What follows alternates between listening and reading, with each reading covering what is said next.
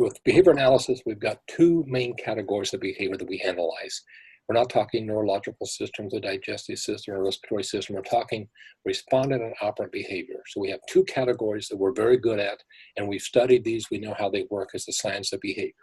So we talk about respondent behaviors are reflexes. A reflex has two components where an unconditioned stimulus elicits an unconditioned response. So I use the word elicit, which means it's causing it. This is one of the rare cause effect. Cold air causes goosebumps. Think of a baby. Baby is cold, get goosebumps. You get hot, you sweat. Okay. A loud noise is going to startle you. And when you're startled, what it does is it sets off increased heart rate. Usually your chest muscles get tight. When you feel like you're frightened or scared or anxious, you're feeling physiological responses in your body. Those feelings are respondents. So Pavlov was known for doing respondent conditioning and studying respondents, how food placed for the dogs would eat food, they would salivate. He measured the amount of salivation. He was looking at physiological site. So food, you'll salivate. A loud noise will startle you, set off your heart rate, your chest muscles, maybe make your throat dry, your face flush. And these are natural, these are unconditioned. These are involuntary. These are reflexes. So these two make up a reflex. A reflex is a stimulus and response. Those two make a reflex. And this is sometimes called stimulus response psychology. This explains basically the feelings, the respondents, how our body responds to environmental stimuli. So the child that's sleeping in his bedroom at night and something falls off the shelf in the closet and it startles him, he wakes up, his heart's pounding, his chest is tight, he doesn't know what the sensation is, he cries, parents come in, what happened? And they look over and they look over and he's pointing to the closet, and they open the closet and they see something fell over, and they tell him, okay, you just got scared, it's just a box in the closet, calm down, relax, put him back to bed to sleep. Now when he opened his eyes, it was dark. And the dark didn't normally make him cry, didn't make him feel frightened, scared, or anxious. Also, when he opened his eyes, he looked over there towards the sound, and there was this teddy bear in a rocking chair next to the door. So there was the dark, which normally doesn't produce any response, no reflex, but the dark got paired with the noise, and the same was the teddy bear. There's the teddy bear, and now, after the parents put him to bed and tell him he was frightened, so we learn these emotional labels for these feelings we're having, frightened, scared, anxious, happy, joyful, sad. We learn these labels for these feelings, and those feelings are respondent behaviors. So we get a lot of emotional labeling, a lot of psychological labels for personality traits and how we're feeling. We teach children to say, I'm frightened, I'm scared, I'm hungry. We teach them to identify their feelings. And those feelings are basically physiological body responses in response to the environment. So when this happens this way, we know about the reflexive relation. A stimulus sets off the reflex. It's a relationship to the environment. Behavior is a function of the environment. This environment set off this response. Those make a reflex. Now that the darkness was present, it got paired with the noise. The teddy bear got paired with the noise, and who knows how many other things get paired that make us frightened or scared or anxious or happy or sad or joyful. A lot of things get paired while something set off the basic sensation. And again, these are feelings. And in behavior analysis, we say feelings don't cause behavior, because feelings are behaviors. These are our body's behaviors. These are our respondents. These are our reflexes.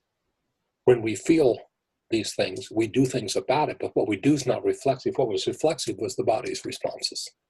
So now we have the pairing, and we don't say these were associated, because association assumes to take place in the mind, but we don't use the mind as a mental construct. We say they were paired. And where were they paired? They were paired in the environment. So rather than go to the metaphysical concept of mind and the pairing and the associations, we say when this stimulus is paired in the environment with other environmental stimuli, then the neutral stimulus now becomes a conditioned stimulus. So now when the parents put the child to bed the next night and they turn the light off, all of a sudden his heart rate speeds up, he starts to feel frightened, scared, he starts to cry, and the parents say, we just turned the light off. So they hand him his teddy bear. And now he cries even more because he doesn't know that teddy bear got paired with the darkness, and neither do the parents. But now what we're getting is some of the same response, except now it's a conditioned response because the darkness now sets off that feeling. It elicits, it causes that response. So reflexive relations, FK13, is the foundational idea that these are basic reflexes and we have them all over our bodies. Make you sweat, cold air may get you goosebumps and chilly. Loud noise will startle you. So food deprivation will set off hunger pains. So we have all these sensations, all these feelings in our body, and we give them labels. We don't eat because we're hungry. We feel hungry. We eat because we're food deprived. So we've got natural body physiological conditions that are reflexive to the environment, responding to the environment. Consequences will affect these. These are happening naturally. So responding to the environment. And we know how these reflexes work, and we know how FK14, respondent conditioning, works. This is how respondent conditioning works. These get paired in the environment, and now a number of other stimuli set off basically set of responses, feeling frightened or scared, which can be a number of behaviors. So that's basic respondents and respondent conditioning. And we know how this works. We can explain it scientifically with behavior analysis. And we know that we can teach people to do progressive relaxation or desensitization. We can teach people to relax and to handle those emotional feelings. So we teach people how to regulate their emotions by taking these pieces apart and working on them and gradually introducing them. If the noise and the darkness stop being paired, eventually the darkness will no longer set it off and it will lose those properties. And that's called respondent extinction. When we stop pairing them, eventually it fades out. Now, there's a process, a neurological process in our genetic bodies. These are basic, like sort of survive. These are the inherited genetics of our bodies from our species. There's a lot of survival skills and survival instincts that are just programmed in us genetically, and these are just body responses that get paired up with environmental stimuli. And the respondent extinction happens naturally, or we can engineer it. So if someone's been frightened by something, and gradually give them opportunities by the new thing that then relax them so that no longer sets off that anxiety feeling. There's a neurological process called habituation. Habituation is when you get used to something, when you desensitize to it. And I may have told this before that when I bought a house in a part of town, I checked the house out, I liked it, I moved there. The first night I woke up at 4:10 a.m.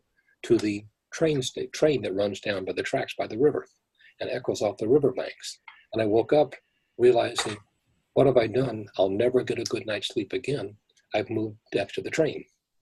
And I woke up every night that week. Within a couple weeks, I no longer woke up to the train. The natural process of habituation, of getting used to that environment, made that sort of fade out. So when something's new and different, we respond to it. Eventually, we get used to it. When I got a coat rack for my house and I put it by the front door to hang my coat and my hat on the rack, and then for the first week or two, I'd come down the hallway and I'd see that and I would be startled like there was somebody there. And then I realized that wasn't there before. I got this great price on a coat rack. So now I'm hanging a coat and a hat, which looks like somebody's standing there. And it startled me.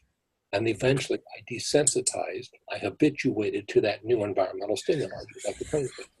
So we understand as behavior analysts how feelings work, how pairing works, and how to help people handle emotions and phobias and reactions and do emotional reactions, emotional management, regulations, by working on these and desensitizing and breathing and relaxing. When a lot of kids get anxious and frightened, I teach them to just do two things. Just drop your shoulders when you're starting to feel anxious. I have to find a teachable to drop your shoulders and exhale. Just do that. You start to feel it again, do that again. It's two simple things. Drop your shoulders and relax. Or drop your shoulders, which relaxes, and exhale. Breathe your air out. I don't have to call it inhale because if you exhale, you're going to inhale anyway. And as you drop the shoulders, you take the muscle tension out so you don't feel the tightness of chest. As you do that and breathe, your heart rate slows down so you no longer feel that anxiety or the fear or the fright.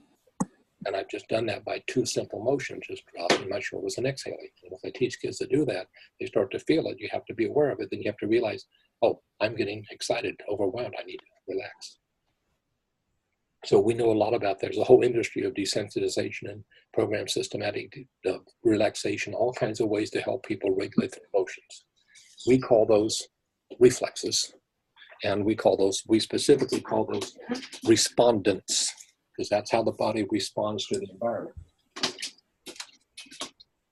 Now, the other side of that are the operants.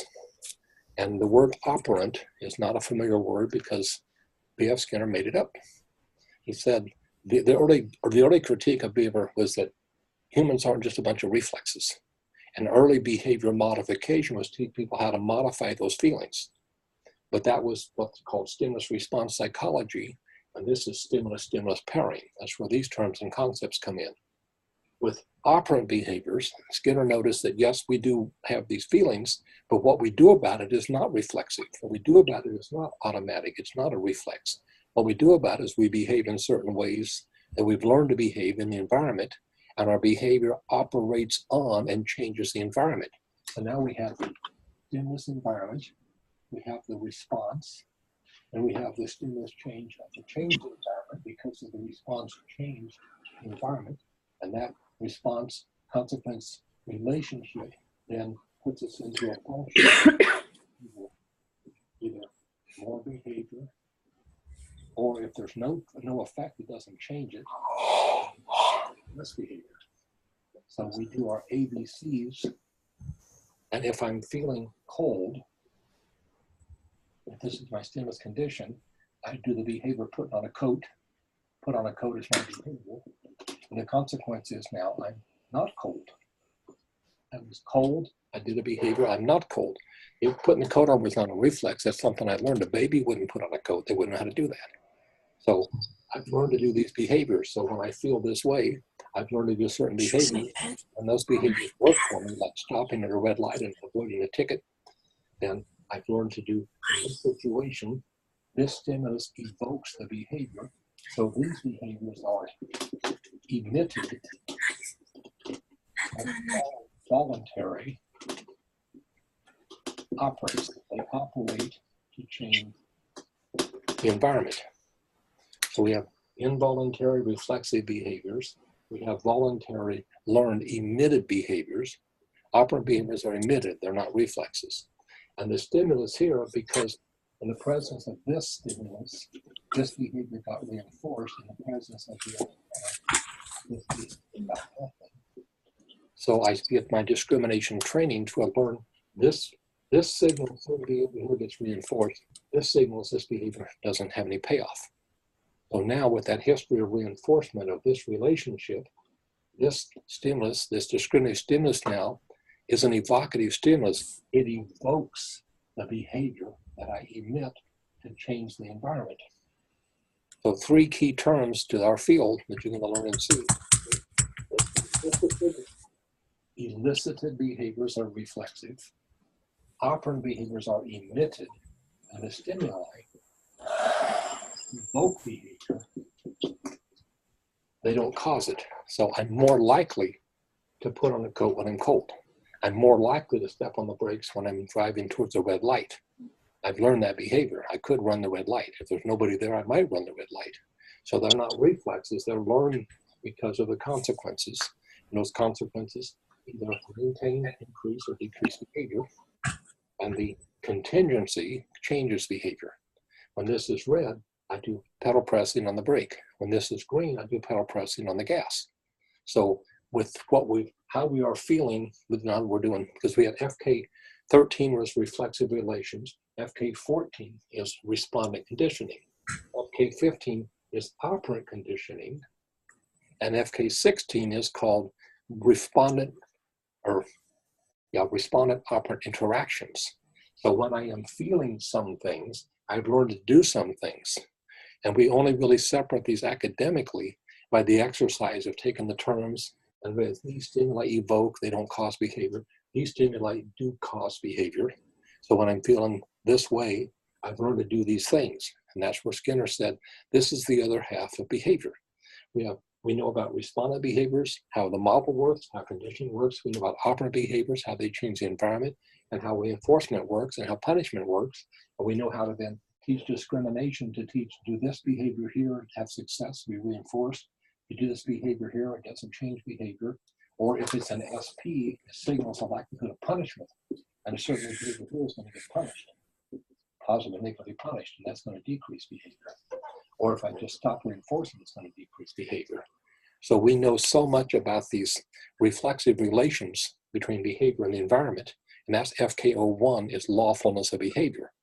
And by the challenge for behavior analysis then is to learn the terms, translate what we already know from our everyday language and our previous lessons in life, what we've read and been taught in school, and translate these from psychological labels and mentalistic explanations to environmental labels and environmental explanations. It's still the same stuff. It's just another vocabulary that's a little more science-based because this is very replicable.